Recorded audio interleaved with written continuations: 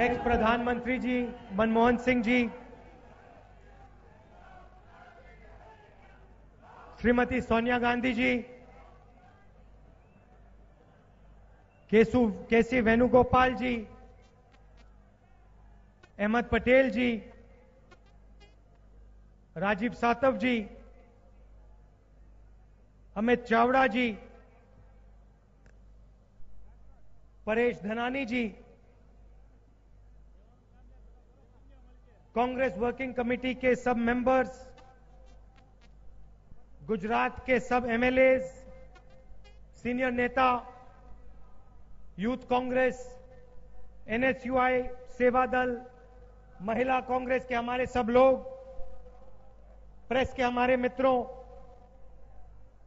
भाइयों और बहनों, आप सबका यहां बहुत बहुत स्वागत।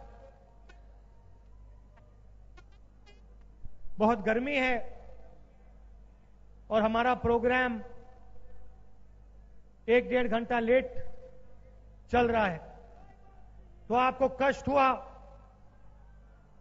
इसके लिए मैं आपसे शुरुआत में माफी मांगना चाहता हूं।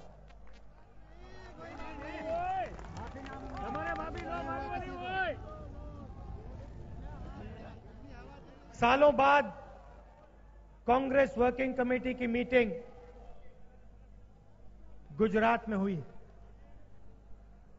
और हमने ये मीटिंग गुजरात में इसलिए की क्योंकि हिंदुस्तान में 2 विचारधाराओं की लड़ाई है और दोनों विचारधारा गुजरात में आपको मिलेंगी। एक तरफ महात्मा गांधी, जिन्होंने अपनी पूरी जिंदगी का हर क्षण इस देश को बनाने में लगा दिया। आज हम उनके आश्रम में थे और अगर ये देश बना है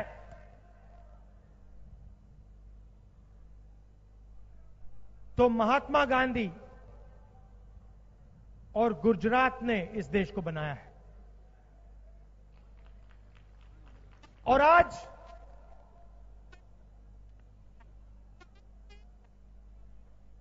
दूसरी शक्तियां इस देश को कमजोर करने में लगी हैं।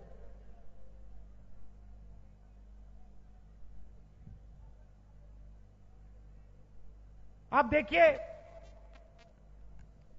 इतिहास में पहली बार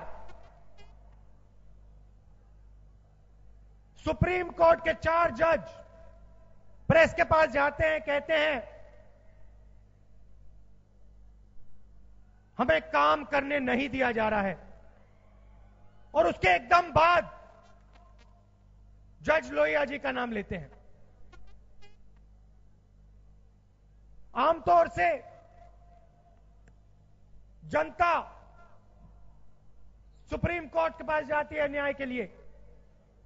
आज के हिंदुस्तान में सुप्रीम कोर्ट के जज जनता के सामने न्याय मांगते हैं, और यह सिर्फ सुप्रीम कोर्ट के साथ नहीं हो रहा है। जहां भी आप देखें, हिंदुस्तान की संस्थाओं पर, इंस्टीट्यूशंस पर आक्रमण चालू है।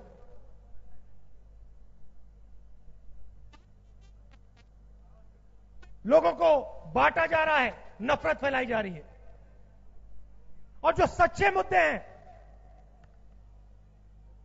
उनकी बात सरकार नहीं करती। हिंदुस्तान के सामने सच्चे मुद्दे कौन से हैं? सबसे पहला और सबसे बड़ा मुद्दा बेरोजगारी। आज हिंदुस्तान में 45 साल से ज्यादा बेरोजगारी है। Narendra Modi ji make in India की बात करते हैं, स्टार्टअप इंडिया की बात करते हैं, मगर सच्चाई यह है कि आज हिंदुस्तान का युवा अलग अलग प्रदेशों में रोजगार ढूंढते भटक रहा है।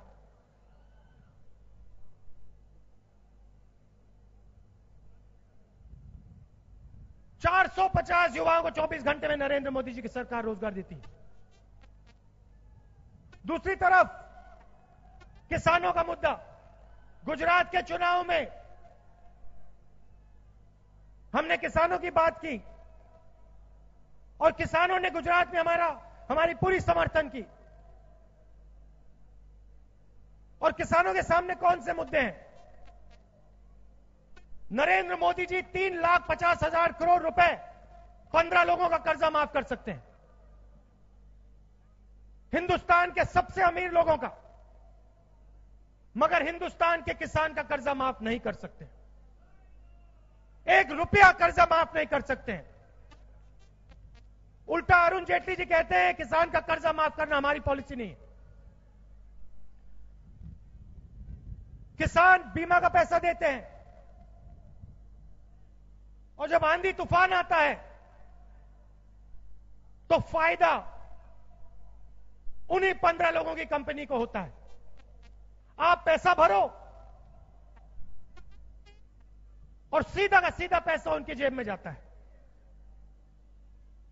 मध्य प्रदेश में, छत्तीसगढ़, राजस्थान में चुनाव थे। हमने रोजगार का, किसान का मुद्दा उठाया और हमने वहां साफ कह दिया, और वही बात मैंने गुजरात में कही थी कि देखिए हम जो कहते हैं हम करके दिखा देते हैं। और हमने वहां कहा कि अगर नरेंद्र मोदी जी 3.5 लाख करोड़ रुपए 15 लोगों का कर्जा माफ कर सकता है तो कांग्रेस पार्टी किसानों का कर्जा माफ कर सकती है। और हमने कहा कि देखिए 10 दिन के अंदर इन 3 प्रदेशों में चुनाव के जीतने के 10 दिन के अंदर कांग्रेस पार्टी किसानों का कर्जा माफ कर देगी।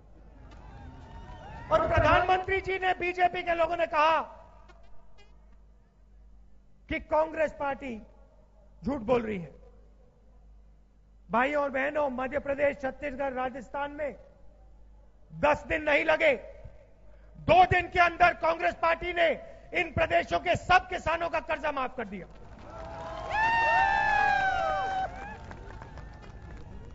और मुझे दुख होता है कि गुजरात के किसानों का कर्जा हम माफ नहीं कर पाए, क्योंकि मैं जानता हूं कि आपको भी जरूरत है। नरेंद्र मोदी जी ने नोटबंदी की, बिना किसी से पूछे 8 बजे रात को अनाउंसमेंट करते हैं कि 500 रुपए का, 1000 रुपए का नोट रद्दी हो रहा है। और गुजरात का जो एंटरप्रेन्योरियल स्पिरिट है, जो इनोवेटिव स्पिरिट है, गुजरात के छोटे दुकानदार, स्मॉल और मीडियम साइज बिजनेस, जो आपकी रीढ़ की हड्डी है, उस रीढ़ की हड्डी को एक दिन में नरेंद्र मोदी ने तोड़ दिया। करोड़ों लोगों को बेरोजगार किया, हंसते हुए किया। कहते हैं काले धन के खिलाफ लड़ाई लड़ रहा हूं। और मैं आपसे पूछना चाहता हूं, गुजरात की जनता से पूछना चाहता हूं, क्या उस भीड़ में जो बैंक के सामने खड़ी थी, क्या उस भीड़ में आपने हिंदुस्तान के काले धन वालों को देखा? क्या आपने अनिल अंबानी को देखा, नीरव मोदी को देखा, मेहुल चौकसी को देखा? नहीं। उस लाइन में हिंदुस्तान के गरीब लोग थे, हिंदुस्तान के किसान, हिंदुस्तान के मजदूर, माताएं, बहनें। 15 लाख रुपए वापस करने का कहा था, मिल गया आपको 15 लाख रुपए, आ गया आपके बैंक अकाउंट में। जहां भी जाते हैं कोई ना कोई झूठ बोल जाते हैं।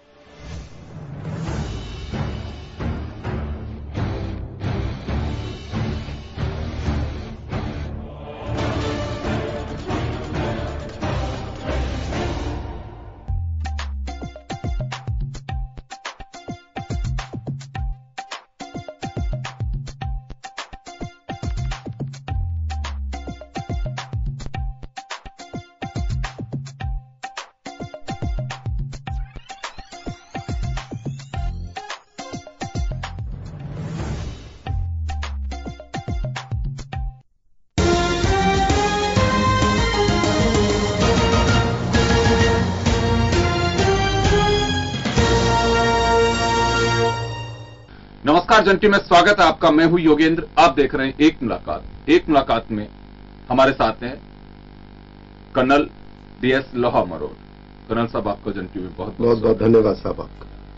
कर्नल साहब का एक लंबा समय अपने सैन्य जीवन का या कहें कि सैन्य कार्यकाल का कश्मीर सहित कई जगह पे इन्होंने बिताया और खास बात यह रही कि डिफेंस में पहले व्यक्ति हैं जिन्होंने PhD की और ये सौभाग्य की बात है कि इनकी